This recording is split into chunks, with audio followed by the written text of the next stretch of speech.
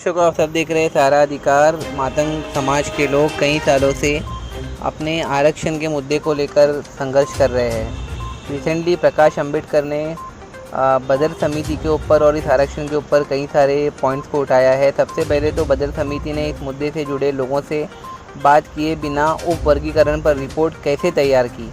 उन्होंने सवाल उठाया, अनुसूचित जाति की आबादी और उसके आरक्षण लाभों से संबंधित कौन से आंकड़े समिति ने रिपोर्ट तैयार करने के लिए इस्तेमाल किए। ये दूसरा सवाल है। इसके अलावा समिति की अध्यक्षता एक सेवानिवृत्त न्यायाधीश कर रहे हैं और इसलिए मुख्य सचिव के अधीन समिति लोगों के सुझावों पर विचार नहीं कर सकती। एक प्रशासनिक समिति सेवानिवृत्त न्यायाधीश के अधीन समिति से ऊपर नहीं हो सकती। अंबेडकर ने यह भी सवाल उठाया कि बदर समिति की रिपोर्ट को सार्वजनिक किए बिना सुझाव कैसे मांगे जा सकते हैं। सकल मातंग समाज के मुख्य समन्वयक गणपत बिसे ने बदर समिति की रिपोर्ट को सार्वजनिक करने के विचार का विरोध करते हुए कहा कि सरकार ने बदर रिपोर्ट पर नहीं बल्कि उप वर्गीकरण के मुद्दे पर सामान्य रूप से सुझाव और आपत्तियां आमंत्रित की है।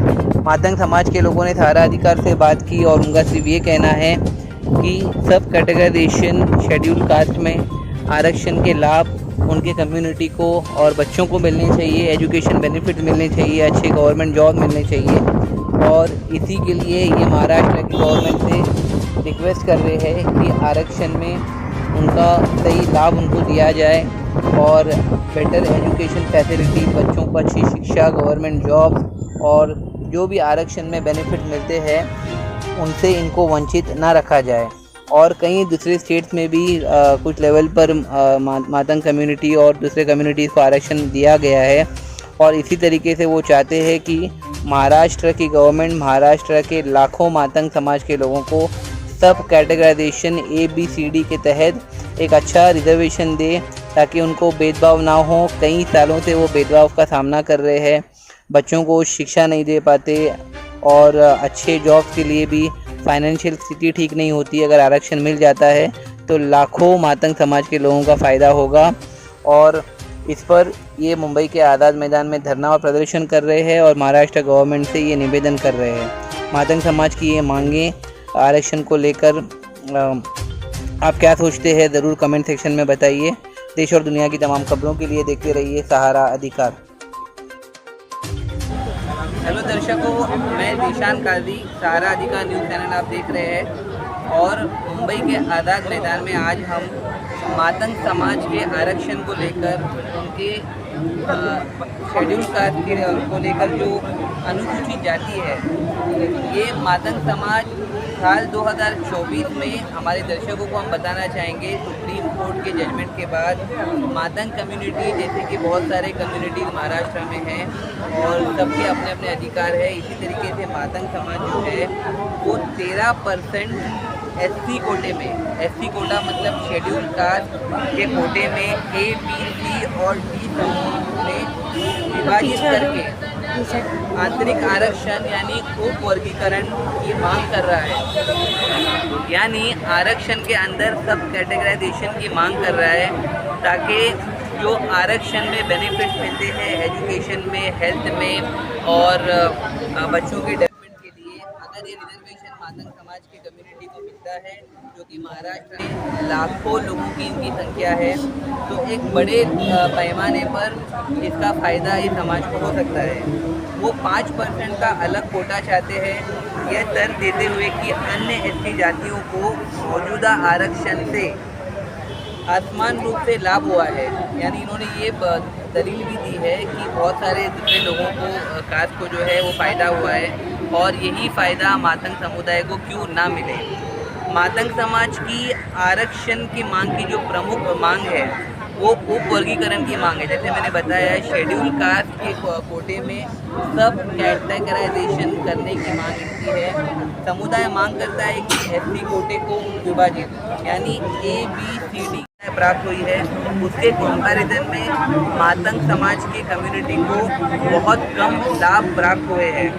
इसके कारण मातंग समुदाय के आरक्षण की संभावना पर इसके प्रभाव को लेकर बहस छिड़ गई है। यानी 2024 में ये समाज के लोग सुप्रीम कोर्ट में जाते हैं। सुप्रीम कोर्ट के काफ़ी सारे पन्नों का फैसला भी आता है। और कुल मिलाकर बात ये है कि महाराष्ट्र गवर्नमेंट से आप पीछे देख सकते हो, लोक स्वराज आंदोलन में मातंग समाज के ये सब लोग आए हुए हैं। और पूरे महाराष्ट्र से साल 2024 से पहले और अब तक यानी 2 साल 2.5 साल होने आ गए, सब कैटेगराइजेशन आरक्षण को लेकर महाराष्ट्र गवर्नमेंट से डिमांड कर रहे हैं। उन्हीं में से एक प्रतिनिधि हमारे साथ है जो इस आंदोलन में है और ये भी संघर्ष कर रहे हैं। हम इनसे जानेंगे कि महाराष्ट्र गवर्नमेंट से, महाराष्ट्र के मुख्यमंत्री से ये क्या चाहते हैं, किस तरीके से ये रिजर्वेशन पूरा किया जाए। सर, वेलकम टू सारा अधिकार। जैसे मैंने कोर्स आपको बताया, मातंग समाज का कि आप मुझे भी अच्छा जानते होंगे कि कई सालों से आपको संघर्ष चल रहा है। सब कैटेगराइजेशन शेड्यूल कास्ट में अगर आरक्षण मिलता है, और लास्ट टाइम भी जब हमने मातंग समाज के लोगों को इंटरव्यू किया था तो उन्होंने कहा था कि बच्चों को सुविधाएँ देनी मिलती है, गाँव खेड़ों में लोग रहते हैं और IPS IAS अगर बनना भी चाहेंगे तो पैसों की वजह से वो बन नहीं सकते। अगर आरक्षण मिलता है तो लाखों करोड़ों की संख्या आएगी, बच्चे पढ़ लिख कर गवर्नमेंट जॉब करेंगे और महिलाओं का भी फायदा होगा। लेकिन संघर्ष होता जा रहा है, लेकिन आरक्षण को लेकर एक ठोस निर्णय नहीं आ रहा। हमारी जीवन को आप बताइए कि लड़ाई कब तक चलती रहेगी और आगे आप महाराष्ट्र गवर्नमेंट से क्या चाहते हैं?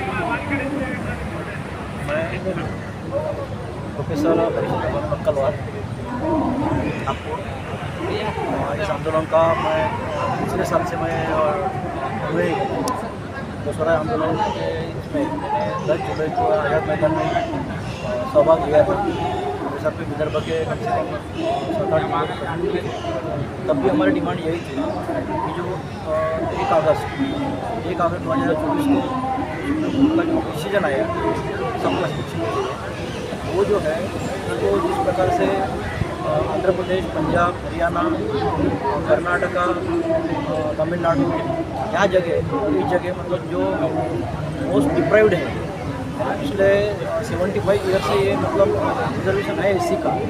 लेकिन इसमें ऐसा है कि कम से कम महाराष्ट्र में भी देखा जाए तो उसका जो समूह बनता है वो 59 कास्ट का बनता है, और उसका अगर स्प्लिट किया जाए तो 153 कम्युनिटीज़ हैं। 153 कम्युनिटी ऐसे कम्युनिटीज़ का जिनको पता भी नहीं है कि हम कौन से कैटेगरी में आते हैं, ठीक है। और बहुत ज़्यादा शिक्षा है और असंगठितपना है, और वो रेयर एरियाज में रहते हैं, यानी शहरों में रहते हैं तो झोपड़पट्टियों में, और खेड़ में रहते दूर दराज में रहते हैं कि जहाँ वो 75 साल के आरक्षण का कोई फ़ायदा नहीं मिले। देखा जाए तो आरक्षण मतलब मेनली 3 प्रकार का होता है। एक तो एजुकेशनल है, दूसरा एम्प्लॉयमेंट का है, और तीसरा जो आरक्षण है वो पॉलिटिकल आरक्षण है। हम ये नहीं चाहते कि हमें पॉलिटिकल आरक्षण मिलना चाहिए, तो पॉलिटिकल आरक्षण जो मिलेगा उसमें कुछ इंडिविजुअल्स अपना फ़ायदा कर लेंगे। लेकिन जहाँ एजुकेशनल और एम्प्लॉयमेंट का जो आरक्षण है, इसमें अगर हमें जिनाइन शेयर मिलता है और जो मोस्ट डिप्राइव्ड लोग हैं उनको फर्स्ट प्रायोरिटी में अगर ये आरक्षण मतलब 75 साल से जो लागू नहीं हुआ तो फ़ायदा नहीं हुआ, अगर वो हमें अलग से मिलता है आज तो सही मायने में हमारा सिक्योरिटी हो